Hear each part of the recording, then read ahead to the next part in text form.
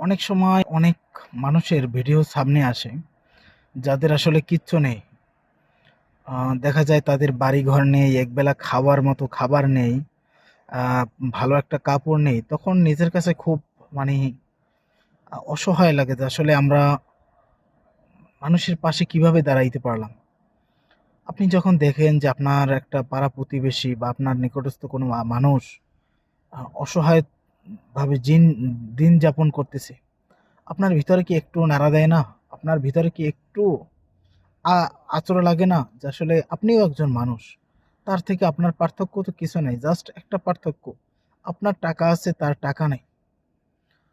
তো আসলে আমাদের উচিত যে মানুষের পাশে দাঁড়ানো সবসময়। যদি মানুষের পাশে আমরা দাঁড়াইতে পারি তাহলেই হয়তো দেখা যায় আমাদের জীবনটা সার্থক। আসলে একা খাওয়ার ভিতরে সার্থকতা নেই। যখন আপনি ৫ জনকে দিয়ে খাবেন, যখন আপনি গরিব মানুষগুলোর পাশে দাঁড়াবেন, তাদের কাছ থেকে যে আপনি ভালোবাসাটা পাবেন, তাদের কাছ থেকে যে আপনি দোয়াটা পাবেন, এটা আপনি আ হাজার, হাজার কোটি, কোটি টাকা দিয়েও পাবেন না। দেখেন না অনেক মানুষের হাজার, হাজার কোটি, কোটি টাকা আছে কিন্তু মানুষের ভালোবাসা নাই। মানুষের মানে আন্তরিকতা নাই তাদের প্রতি। ঠিক আছে? তারা দেখা যায় রাস্তাঘাট থেকে হাঁটাচলা করলে মনে হয় যে মানুষ কেন? প্রত্যেকটা পশু প্রাণীও তাদের দেখে ভয় পায়।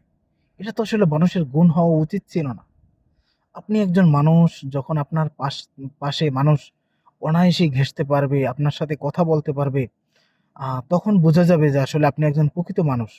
কিন্তু যখন এর ব্যতিক্রম ঘটবে তখন তো আপনি মানুষ না, তখন আপনি হিংস্র একটা পশুর মতো আপনার ভিতরে একটা ভাব চলে আসবে। তো আমাদের উচিত সকলের সাথে মিলেমিশে থাকা, আশপাশ গরিব মানুষগুলোর দিকে তাকানো, যাতে সবাই ভালো থাকে।